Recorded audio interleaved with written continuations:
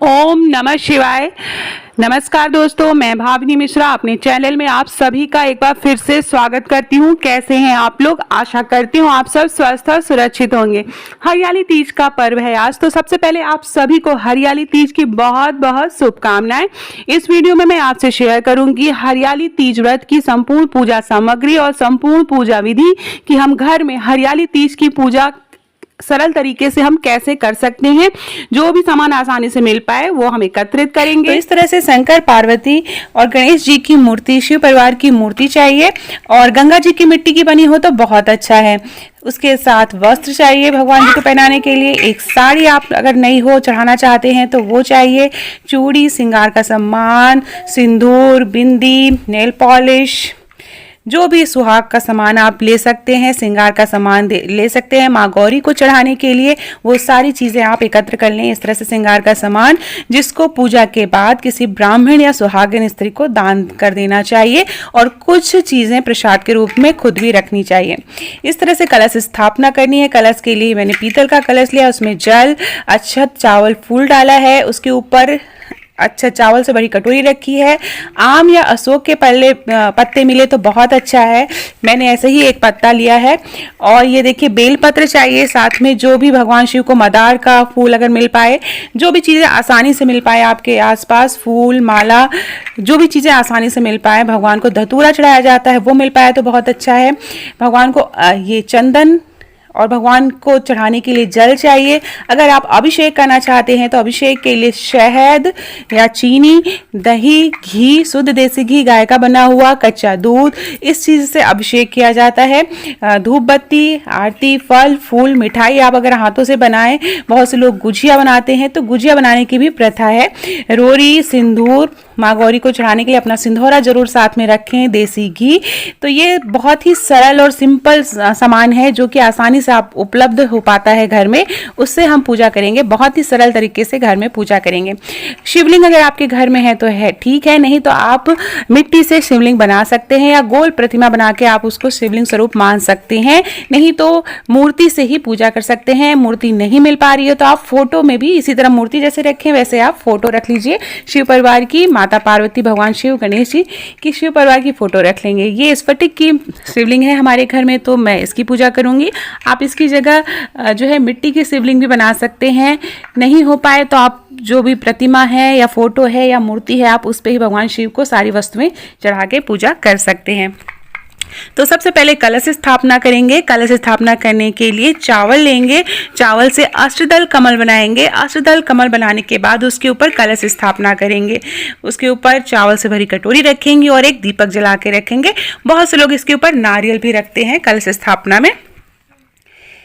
सबसे पहले गंगा जल से आचमनी करेंगे। तो मैंने एक चौकी ली है, चौकी के ऊपर लाल रंग का वस्त्र बिछाया है, स्थान को पवित्र किया है और उसके बाद भगवान की प्रतिमा रखी है। आप यहाँ पे फोटो भी रख सकते हैं।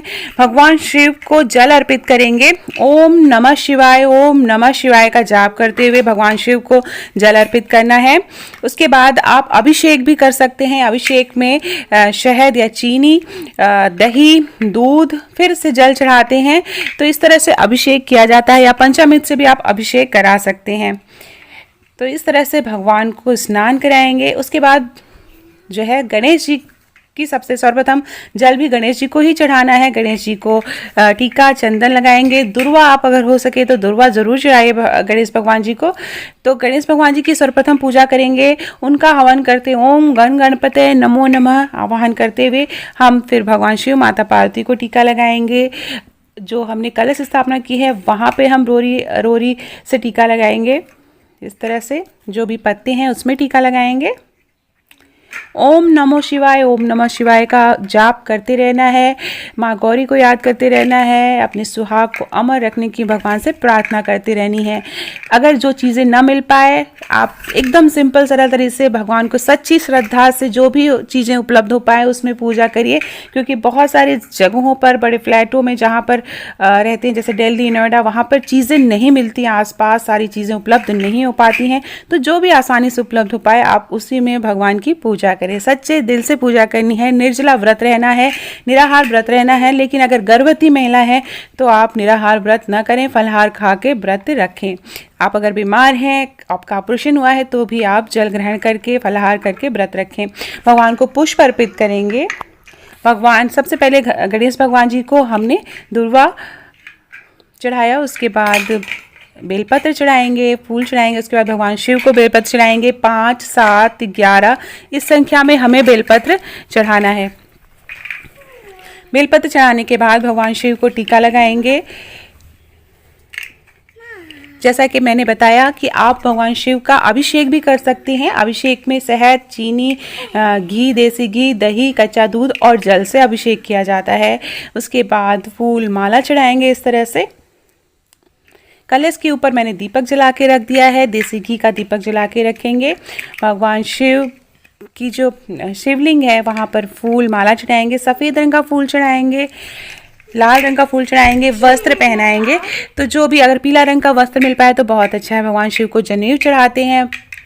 भगवान शिव के ऊपर फुलरा भी चढ़ाने की प्रथा है यूपी में पूर्वी यूपी में।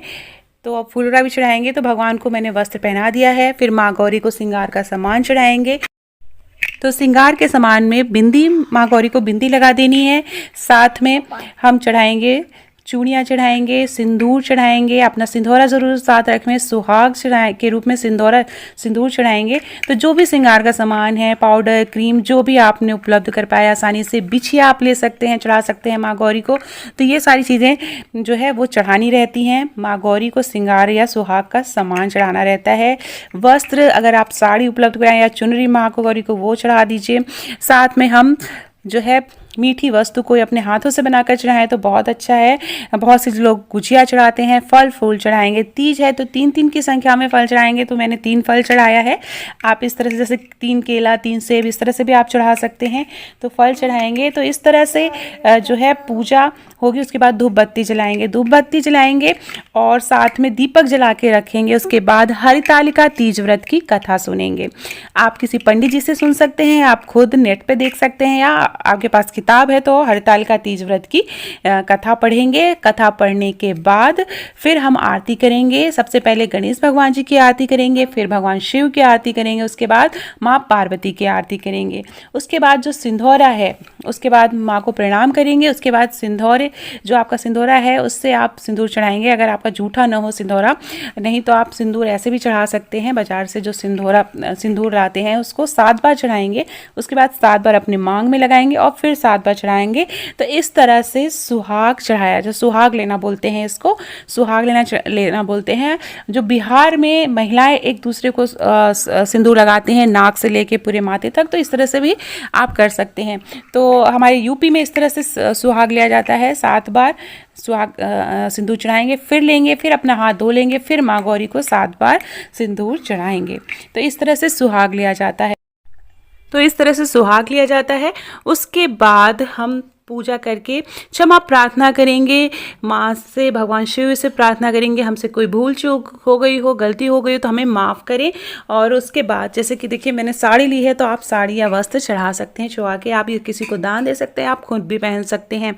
उसके बाद क्षमा प्रार्थना करेंगे, कोई भी गलती हो गई हो माफ़ करें। पूजा में अगर घर के सभी सदस्य शामिल हो तो बहुत अच्छा है। उसके बाद पति से आशीर्वाद लेंगे, घर के बड़े बुजुर्ग से आशीर्वाद लेंगे। आप फ़ोन करके भी आशीर्वाद ले सकते हैं। फिर अगले दिन सुबह उठना है, सुबह उठ के स्नान करना है। सुबह 4 या 5 बजे भोर में उठना है, स्नान करना है, फिर से यहीं पर पूजा करना है, आरती करना है। भगवान गणेश, माता पार्वती, भगवान शिव की आरती करनी है। उसके बाद पारण करते हैं। पारण करने में हमारे यहाँ चना निगला जाता है, जितने भाई हैं उतना चना निगल के पानी पिया जाता है और भगवान का प्रसाद ग्रहण करते हैं। उसके बाद जो भी सामग्री है आप चौकी हिला दें और उसके बाद जो भी सामग्री है उसे विसर्जन किया जाता है। विसर्जन मैं अगले वीडियो में बताऊंगी। तो आशा करती हूँ आपको मेरा वीडियो पसंद आया होगा। निर्जला व्रत रहना चाहिए, किसी से उस दिन किसी की निंदा नहीं करनी चाहिए, नेल नहीं काटनी चाहिए, बाल नहीं कटवाने चाहिए, आईब्रो। व्रत के दिन इस सारी छोटी छोटी चीज़ों का ध्यान रखना चाहिए। सच्चे मन से व्रत करिए। जो है माँ पार्वती, माँ गौरी हम सब पर अपनी कृपा बनाए रखें। एक बार फिर से आप सभी को हरितालिका तीज व्रत की बहुत बहुत शुभकामनाएं।